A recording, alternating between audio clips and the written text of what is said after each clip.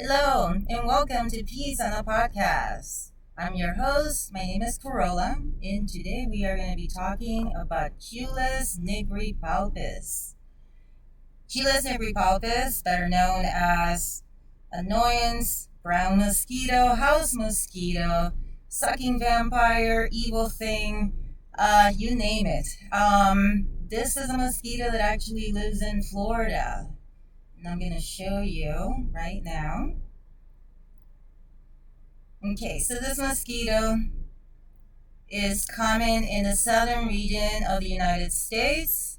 Obviously, you see Florida right here.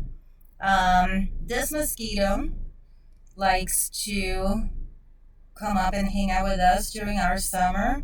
Now, Florida, if you live in Florida, you know that the summers are pretty rainy. It rains a lot, then it stops, rains a lot, then it stops. These mosquitoes actually can, synchronize some of their egg laying abilities with our rains, which makes it pretty dangerous. Anyway, so from the time that this mosquito lays their eggs, within 48 hours, the eggs actually hatch. Larvae can stay as a larvae for as long as 5 days. Then it pupates. Once it pupates, it takes about 2 to 3 days before it emerges. And there we go, another mosquito.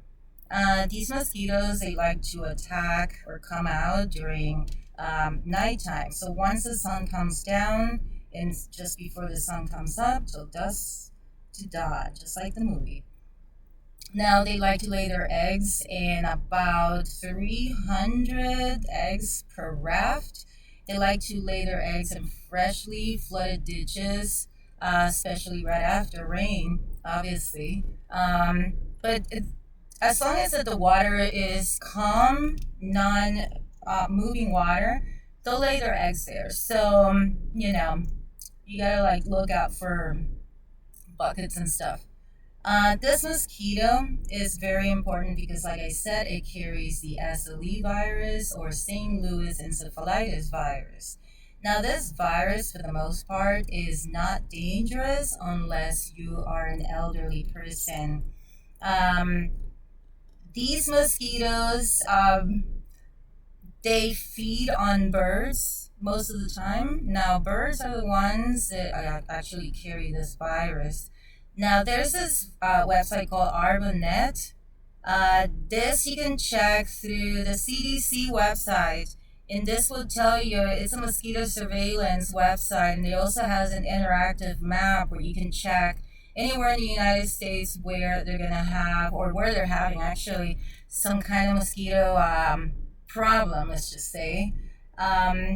Now, these mosquitoes are attracted to carbon dioxide. They're also attracted to dark clothing, perfume. So if you guys are going to go out there, just, wear light colored clothing. Try not to wear perfume, unless you have to.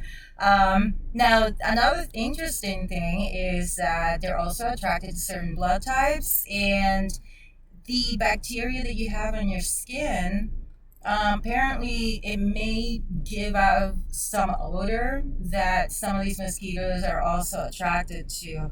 So, I don't know what to tell you about that, but at least the perfume and dark clothing, I've heard about that before.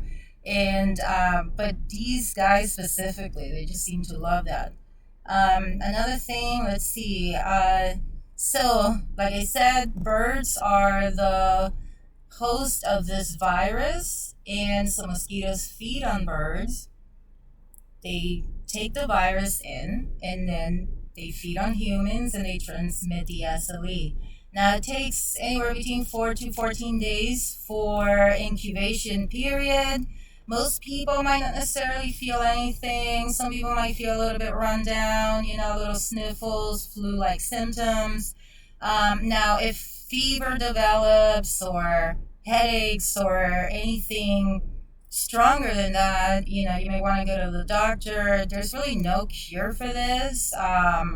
there's no antiviral medication that you can take for this. I mean, they could give you some pain meds or something, just, fluids, bed rest. This picture right here, it's the virus particles. They're actually round spherical particles. It's from the family Flaviridae in the genus Flavivirus. So this is a sample from somebody that was infected with the SLE. Now, testing and treatment. Now, the way that they could test you for this virus is serologically.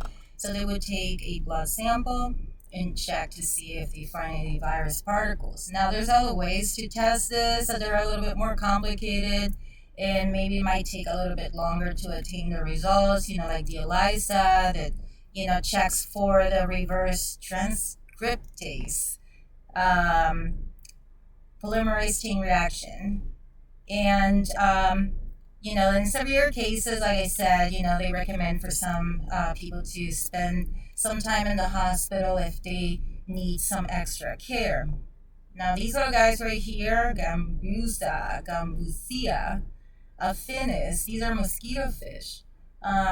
There's like several different types of these little mosquito fish. I've seen them in fish stores sometimes when I used to have fish tanks.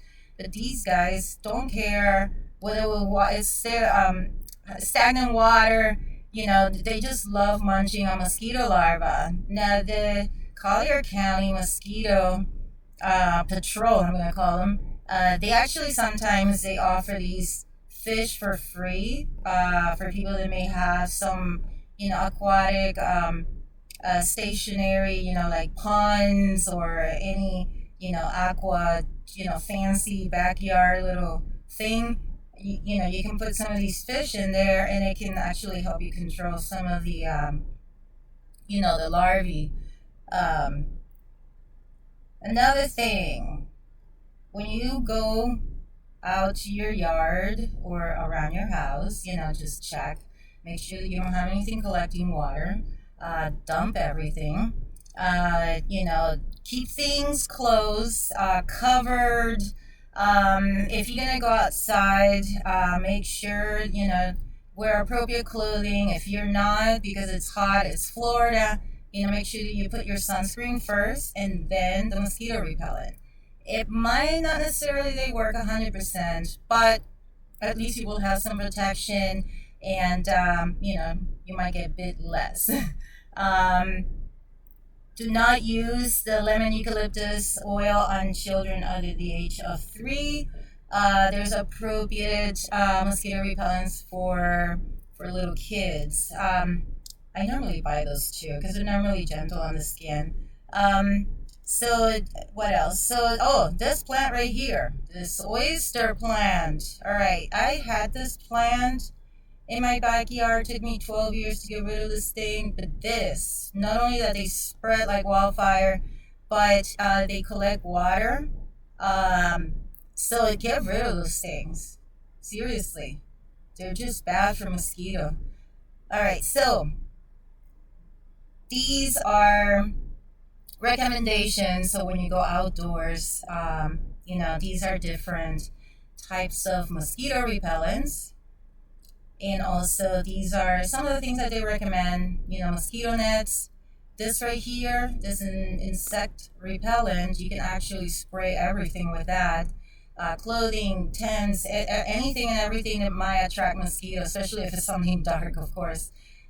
This sign right here is something that the EPA is trying to have companies put it on these mosquito repellent products so that way you can have an idea like how long you have before you need to, put it back on. Just like a sunblock.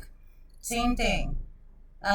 Some websites sell clothing that is already treated if you want to go spend extra money. But yeah, there's a lot of things out there that are, to help you protect you and your family from mosquitoes. Let's see, what else? That's pretty much it. I think I cover all my bases.